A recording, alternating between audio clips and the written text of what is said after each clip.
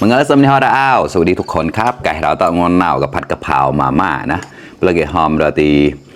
ผัดกะเพรามาม่าหมูสับหรือเปลือกหอมเหมือนกันนะผัดกะเพรามาม่าหมูสับครับแซ่บด้วยกันนะครับไม่ใช่ผัดขี้เมานะผัดกะเพราครับแต่ตอนที่ก่อนนะลูกเชนปัวโนดแล้วนะอยากกับที่ร้านนั่นได้เลยล่ะมากินด้วยกันครับวันนี้คือง่ายๆครับนึกอยากกินผัดกะเพรามาม่าครับเลยทำเนี่ย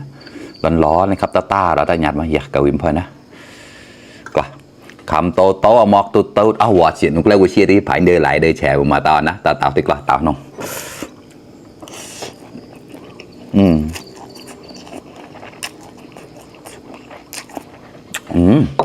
อร่อยมากผัดจำแล้วนะดูเราวันนะ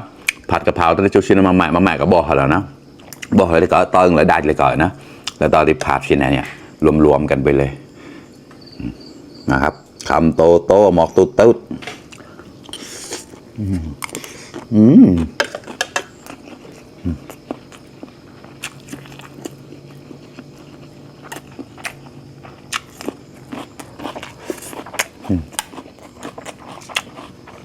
น้ำจิ้มลูกเชน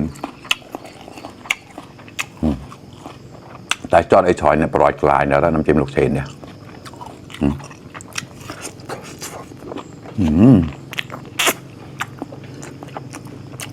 อร่อย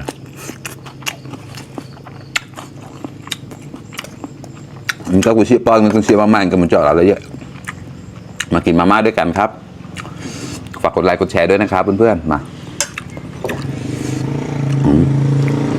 อยากเกาอิ่มเพื่อเลย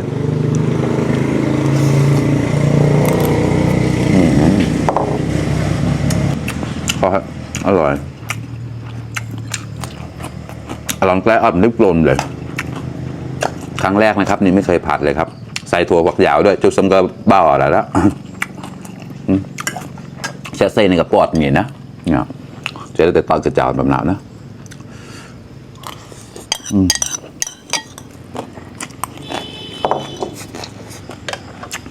พอฮะอร่อยมากลูกชิ้นเอ็นเนื้อครับลูกชิ้นเปรี้ยวหน่อยละน้ำจิ้มเขาแบบเข้มข้นมากดูพริกสิปลอดกลานมาครับ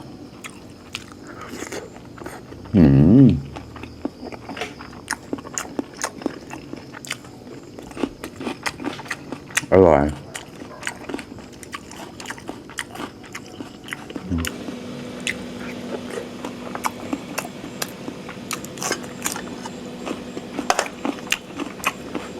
สมตาสมเจ้าหน่อยละ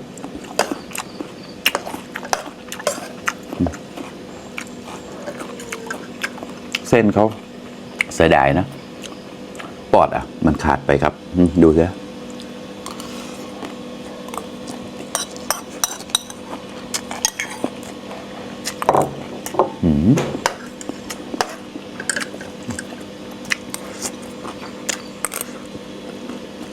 ข้อมเหรอแล้ว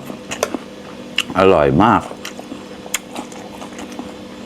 แล้วก็ทำง่ายมากนะกล้องหนูเราอะไรละจำลงนะ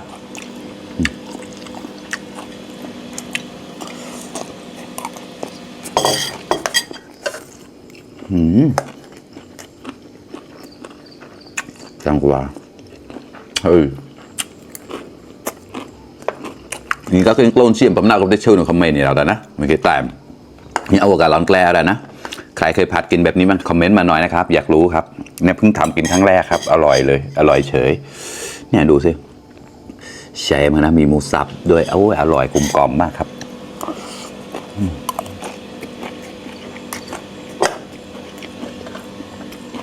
ชุ่มตัวปลาลูกเปล่าเขาแล้ว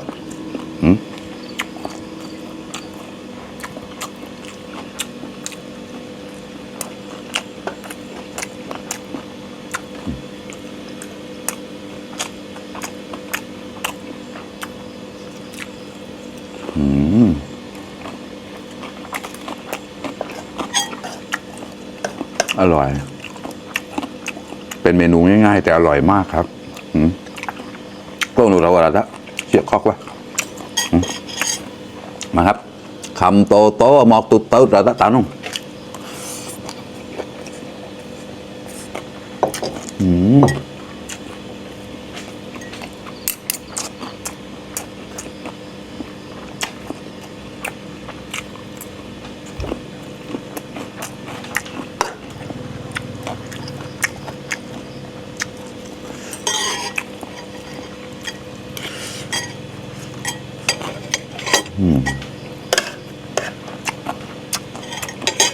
วันนี้ไม่กินข้าวนะครับกินหมาม่าครับผม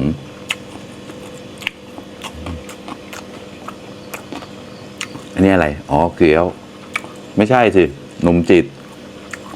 ใช่ใช่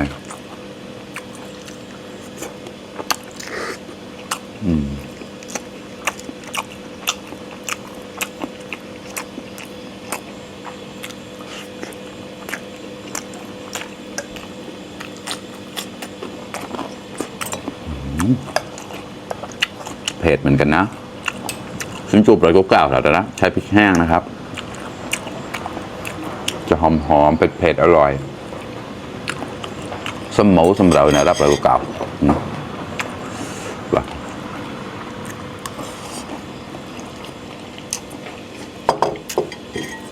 เนี่ยมาแบะเทปนะก่อนมาหลายมาแบะเทปchung lột một thịt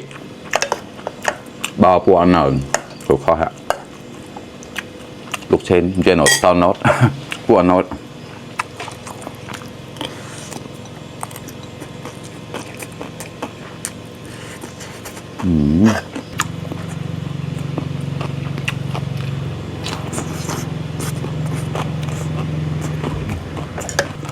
khó hấp ra rồi đó đòn cái đó là một the rồi đó